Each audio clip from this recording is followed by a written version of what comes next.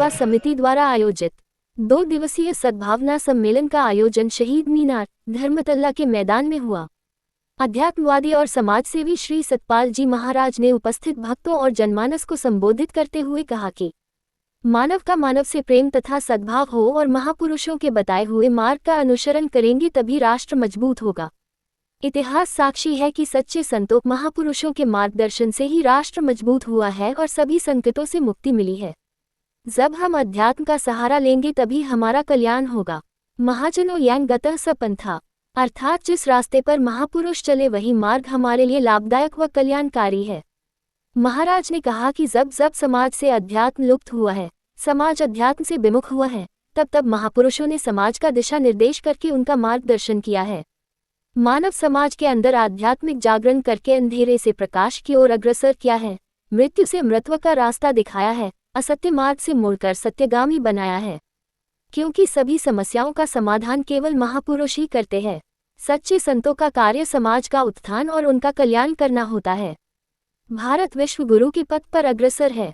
श्री सतपाल महाराज ने पश्चिम बंगाल की पावन धरती का जिक्र करते हुए कहा कि यह भूमि महान कवियों, समाज सुधारकों, भक्तों और संतों की भूमि है, जहां से पूरे देश का नेतृत्व किया गया है। आज संतों की उसी आध्यात्मिक शक्ति को समझना है और उसे जीवन में उतार कर अपना और अपने समाज का कल्याण करना है, तभी भारत विश्व गुरु बनेगा। मंच पर श्री महाराज सहित अनेक गणमान्य रहे उपस्थित। कार्यक्रम के दौरान मंच पर गुरु रूप में पूज्य श्री सतपाल जी महाराज, गुरु माता अमृता जी, श्री विभू जी, श्री सुयश जी, आराध्या जी सहित देश के विभिन्न तीर्थों से अनेक विद्वान संत महात्मागण उपस्थित रहे। प्रवचन से पूर्व सभी मंचासीन श्री महाराज जी सहित सभी अतिथियों का फूल मालाओं और पुष्प गुच्छ से स्वागत किया गया। सम्मेलन में प्रेरणादायक झांकियां व भजन का कार्यक्रम के दौरान आत्म जागरण जैसी अनेक प्रेरणादायक झांकियां दिखाई गई, जो देश के उत्थान और कल्याण का मार्ग प्रशस्त करते हैं। छोटे छोटे बालक बालिकाओं द्वारा देशभक्ति से ओतप्रोत नाटक प्रस्तुत किए गए। साथ ही अनेक स्थानों से आए भजन गायकों ने अपने समधुर देशभक्ति और गुरु भक्ति जैसी कल्याणकारी भजनों द्वारा सबको लाभान्वित किया। मंच संचालन समिति के वरिष्ठ महात्मा हरिसंतोषानंद ने किया।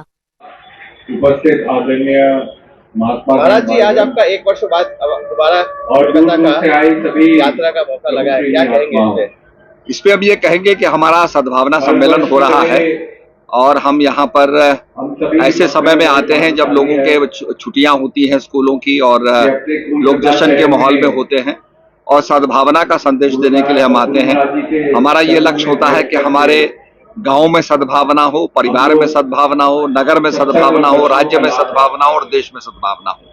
हम हमेशा कहते हैं धर्म की जय हो, अधर्म का नाश हो, प्राणियों में सद्भावना हो और विश्व का कल्याण हो। तो सद्भावना से ही विश्व का कल्याण होगा। और आज हम ये चाहते हैं कि भाई रशिया और यूक्रेन के बीच में लड़ाई हो रही है, वहां भी सद्भावना चाहिए। आपके इजराइल में, सीरिया में, तुर्की में, ईरान में जो लड़ाई, वहां भी सद्भावना चाहिए। तो बिना सद्भावना के शांति नहीं होगी संसार के अंदर और हम जो है वर्ल्ड वार की तरफ जो है आगे बढ़ते जा रहे हैं। तो बड़ा चिंता का विषय है। तो मैं समझता हूँ पॉजिटिव थिंकिंग आनी चाहिए और रचनात्मक और स्पिरिचुअल विचार आने चाहिए, तभी ये जो विनाशकारी प्रवृत्ति है इस पर रोक लगेगी।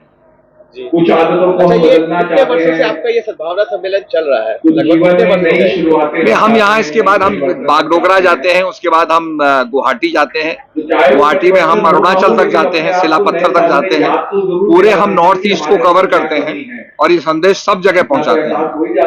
और इसको पहुँचाने के पीछे क्या उद्देश्य क्या है? लोगों के ऊपर सद्भावना नहीं, इसका आप देख रहे हैं इतनी जनता यहाँ आई हुई है और लोगों में उनके जीवन में परिवर्तन आता है। अभी हम लोग जब जाते हैं सिलीगुड़ी की तरफ, वहाँ चाय बागानों में जाते हैं और वहाँ जो लोग थे, वो काम करने वाले लोग जो थे, वो पैसा कमाते थे, पैसा कमा करके शराब पीते थे, अपने परिवार में बड़ी उनका वायलेंस होता था।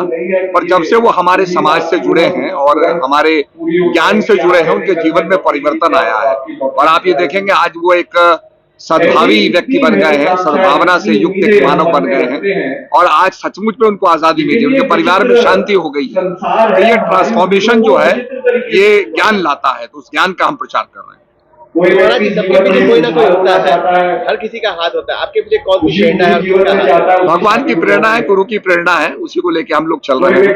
हमारा संत मत है और सभी महापुरुषों की जो वाणी है उसको लेके आगे बढ़ रहे हैं।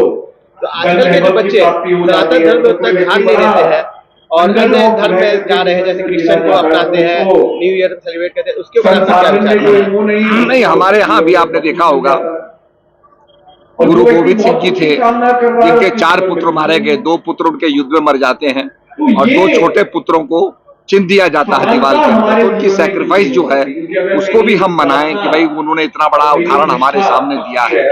और धीरे धीरे ये बातें लोगों में आ रही हैं और हमारे भारत के जो महापुरुष हैं, विवेकानंद जी जैसे गए और चिकागो में जो प्रवचन दिया, लोगों में अवेयरनेस पैदा हो रही है।